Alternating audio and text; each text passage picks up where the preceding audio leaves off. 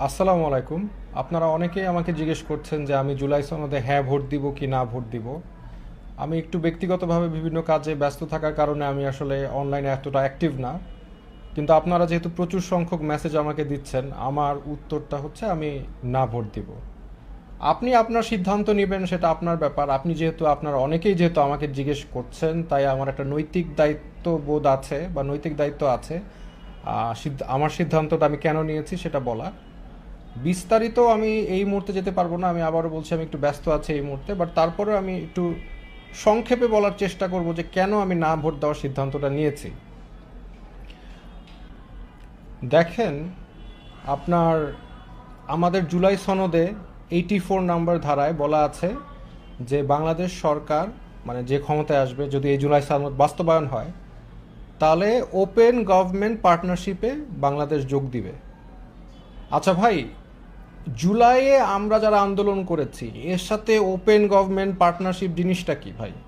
এটা সম্পর্কটা কি? এটা রিলেশনশিপটা কোথা থেকে আসলো? মানে আমরা কি ওপেন গভর্নমেন্ট পার্টনারশিপের সাথে যোগ দেওয়ার জন্য আন্দোলন করেছি?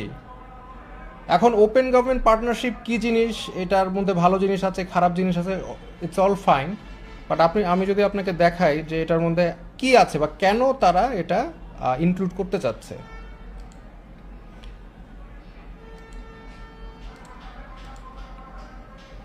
এই যে দেখেন, সরাসরি বলা আছে যে তারা ও ওপেন গভর্নমেন্ট পার্টনারশিপ হচ্ছে এলজিবিটি রাইটস এর পক্ষে কাজ করবে, এলজিবিটি রাইটস বাস্তবায়ন করবে। সো আপনি যখন জুলাই সনদের মাধ্যমে আপনি এই সনদটা বাস্তবায়ন করবেন, তখন তারা বলবে এই যে এটা তো পাশ হয়ে গেছে, এখন তো আপনার এলজিবিটি কিউ বাস্তবায়ন করতে হবে। এবং এটা শুধু এই এই বিষয় না, আর অনেক বিষয় আছে এই সনদে। But this is one of the issues যে ওপেন সোসাইটি কোথা থেকে আসলো ভাই? আমি তো ওপেন সোসাইটির জন্য সংগ্রাম করি নাই, আপনিও করেন নাই। কিন্তু আপনাকে ভোট দেওয়ানো হবে এবং ভোট দেওয়ানোর পরে এগুলি বাস্তবায়ন করা হবে। এটা তো মানে ইটস অন ইউর ফেস, আমি তো স্ক্রিনে দেখাতে পাচ্ছি। আপনি আমার কথা বিশ্বাস করেন না, আপনি নিজে যে সার্চ দেন ওপেন গভর্নমেন্ট পার্টনারশিপ জুলাই সনদে আছে কিনা, থাকলে এটার মধ্যে এলজিবিটি কিউ আছে কিনা।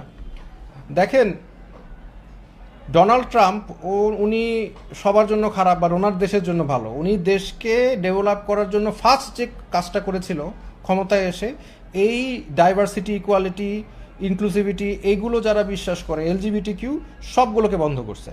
কারণ সে জানতো একটা দেশকে স্টেবল করতে হলে, একটা দেশকে ভালোভাবে ডেভেলপ করতে হলে এগুলো থামাতে হবে, এবং তিনি তাই করলেন।